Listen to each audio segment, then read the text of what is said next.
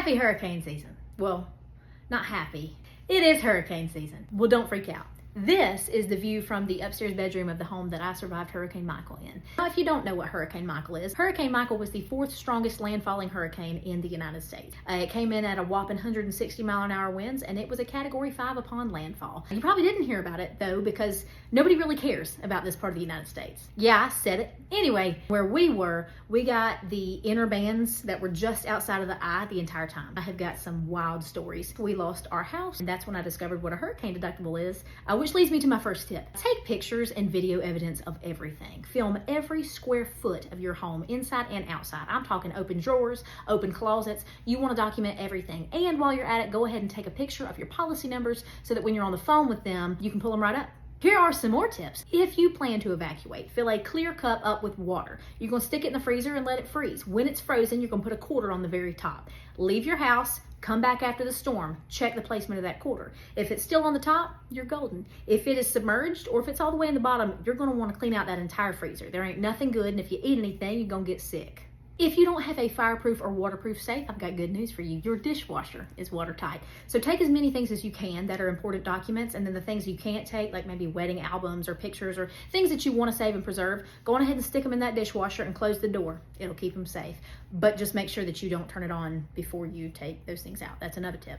If you're staying home like I do, wash all of your clothes. It could be days or weeks. It was 21 days for me. It could be days or weeks without power, and the last thing you need is dirty drawers. When all of your clothes are washed, wash your washer. Yes, you can and should wash your washer. Wash it out, and it ain't a washer no more. Now it's a cooler. You're gonna fill it with ice, put all your drinks in there, let them sit, and it'll drain just like it's supposed to.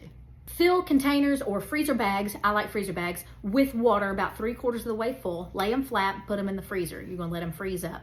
This will help keep your food inside of your freezer cooler for longer. And then as it melts, it's another water supply. So, multi-purpose. Fill your bathtub with water because you're gonna want something to flush with when the water goes out.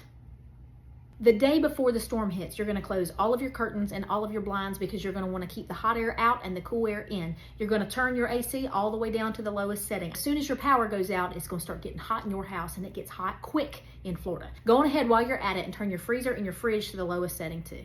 Now this is important. Wait until the very last minute to go get your hurricane snacks. Nothing gets the adrenaline pumping like fighting for your life on aisle 6 for Cheetos and Little Debbie snacks, okay? Bread and milk's gonna be gone by the time you get there, and that's okay because those are two of the most perishable items that a person could possibly purchase during a natural disaster, and it has never made sense to me. You're making milk sandwiches? Come on. Anyway, let the doomsayers go first, get the bread and milk, the rest of it's yours. Get you some water while you're there. Not Dasani though, that's where I do draw the line. You're gonna wanna shoot for 1 gallon of water per person per day for at least 3 days. And you also want a 3-day supply of non-perishable food.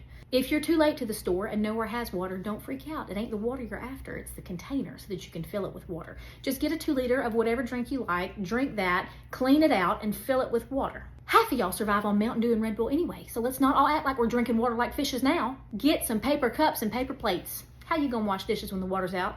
Exactly. Get battery operated candles or those little solar powered garden lights because you don't want an open flame in your house for any reason after a storm.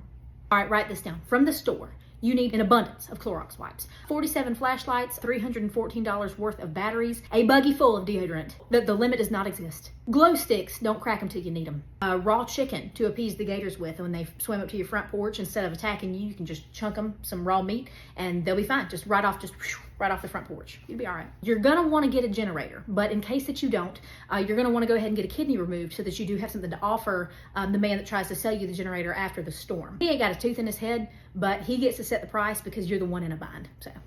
Oh, also, for those of you that did buy bread and milk, you're gonna wanna leave some of that out for Jim Cantori on Hurricane Eve so that he doesn't leave you without power for a week. After the storm, check and see if your local Waffle House is open. That is how we gauge the emergency level. If it's open, you're golden. If it's not open, you in a bind. Now here's a tip if you want to just completely avoid hurricane season at all costs. You're going to get enough snacks and water to last your family for 3 days, all right? And you're going to put everything in your car. You're going to drive north and west until your snacks and your water run out. And then after that, you're going to get out where you are and you're going to stay there until Halloween. Now, probably the most important thing I can tell you out of all of these tips is this. Whether you are staying in town or you're getting out of Dodge, do not drive over water. Turn around, don't drown. It's very simple. Can't wait to see how your hurricane parties turn out. Hope you use some of these tips. That's it. Love y'all.